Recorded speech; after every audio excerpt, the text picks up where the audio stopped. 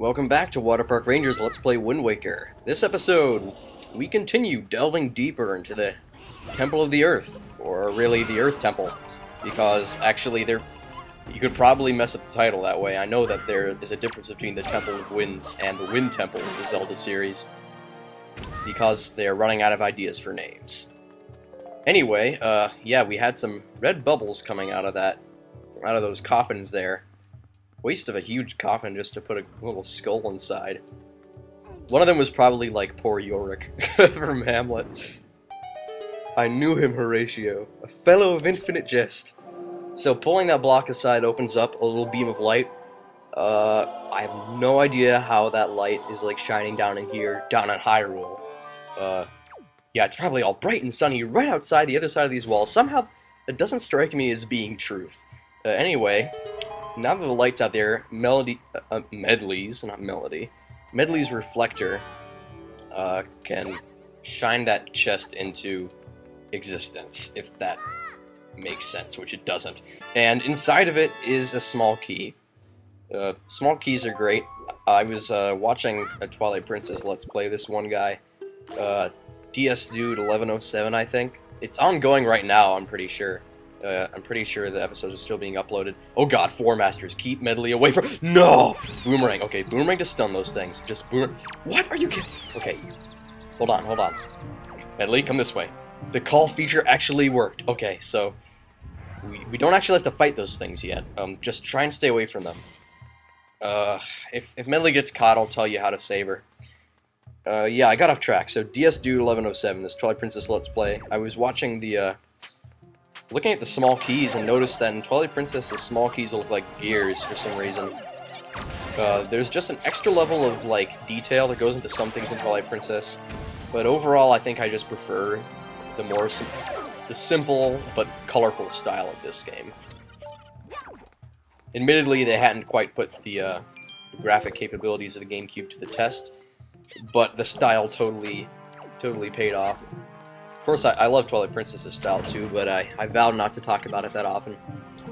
So that curtain right there, I was actually hiding another suspicious beam of light that's probably coming from somewhere it shouldn't. Like, how is that light even— There's probably just some guy on the other side, like, holding a flashlight. Just like, he thinks it's the power of the gods or something. So yes, they're stupid enough to jump into the light and turn into rocks, allowing us to weigh down the switches. Thank you, Dark Shoes. So you actually don't want to kill them that time. So now you see how they can be useful for solving puzzles. Come along, Medli. Thank you. Yeah, although you can use R to call her, sometimes it's better to just pick her up. Yeah, I don't know why they decided it would be better for you to just pick up and carry people around as a more effective method of transportation, but it's an interesting concept nonetheless. Alright, we got a Four Master in here who we're gonna want to kill. So, okay, here's a great way to fight them.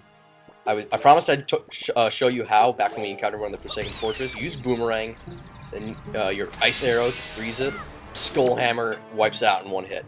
Those three items, as long as you have those three, no Four Master can stop— Actually, that's not true. They can still stop you. But that's just the best way of fighting them that I know how. So, that's all I can help you with. If Four Masters cause you any more problems than that, then you are either A, not noticing them when they sneak up on you, or B, using your sword, which it is possible. It's just difficult to fight them using your sword. You can even parry them, but believe me, it's like, if you get that wrong and a Four Master grabs you, it takes you back to like a certain room in the dungeon, meaning you have to backtrack to wherever it grabbed you, which is a pain. And if it grabs Medli, it puts her in the same room as you, but in a specific little compartment where you have to actually use the command melody to fly her out of there so she can meet up with you again. Basically, it's a hassle. And the room they take you back to constantly is that one with a giant stone head with a mist. Yeah, it's like the central room of this dungeon for a while. We walked through it briefly this episode, but we did some stuff in it at the end of last episode too. Alright, now that we've got all that shiny light stuff taken care of, and a warp jar open there in the corner. You might have noticed that we opened up the first warp jar in an earlier room of the dungeon, but at the time, I didn't mention it because I was too busy talking about Brawl. If I tend to get off subject, please don't be too off topic. Please don't be too hard on me. Like, when I'm tired, this tends to happen more often. But it's not always bad, because, you know, sometimes you can tell what's going on just from looking at the screen. You don't need me to be telling you every second of what's going on. If you do, you are a baby. Anyway, we'll just throw her up there. Sounds like we're vomiting up Medli. Far from the case, we are actually tossing her up. You have to toss me. So, in addition to pushing that block at the very end, it helps us get the compass. Pretty nice.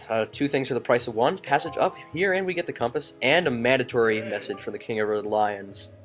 Oh, he's just telling us the same thing that he told us on the Tower of the Gods. I'm pretty sure we got the message that it's okay to leave her behind. And we can actually see where she is anytime in the dungeon. Now, there are actually 3 fairies in this one pot, so let's see how many I can catch. Because right now we only have Granny Soup, only have Grandma Soup. Hey, this is actually is this the first fairy we've bottled? No way! We must have gotten one earlier.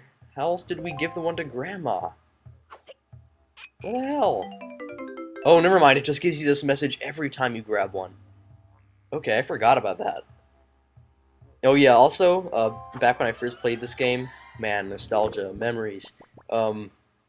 I used to think that the wand was actually their tear, like crying for you to let them out because of the bad quality of my eyesight. I was about to say the TV that I originally played it on, but like, no, that TV was awesome.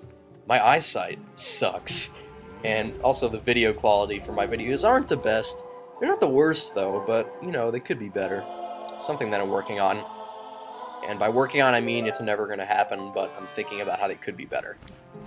Alright, we got Moblins in here, but also new enemies. These things are called Poes. They are ghosts, and they will haunt you and hit you with their lantern. And when they lose their lantern and can't hit you with it anymore, they're going to try and possess you. Literally, they're going to try and get into your body. Poe violation. And so what you gotta do when that happens is they're going to reverse your controls for a while. So you just gotta wait for them to have their fill of possessing you. And after about, I guess 30 seconds, they give up and just die. But how you stop them is you get Medli to reflect the light onto them, and then just give them a nice good hit with any of your items. I prefer the Skull Hammer just for the comedic effect, even if it means I have to get hit by one of these assholes. We'll just take care of them using our awesome moves. Whoa! That wasn't a parry, but that was a pretty sick dodge. And no, the light won't do much to these guys. There we go. Easy. They're not tough at all. Skull Hammer, Master Sword, Boomerang. All good items, although occasionally they're known to block them at very annoying random times. At least they give you so much stuff from those enemy pearls. One thing about Wind Waker that makes it just so much easier than the other Zeldas is for how many items you get for defeating enemies. Like, you get these giant, massive item pearls. Like, back when I first played the game and I completely sucked it, for the first 2 dungeons I was like, okay, that's fair, tough enemies, I almost die every time I fight them, so good thing they heal me. But now it's like, you're always leaving fights with full HP with how much stuff they give you. For like, every Moblin gives you all that. Overpowered. So we're going to be cutting the episode off here. We'll head in here next episode, alright?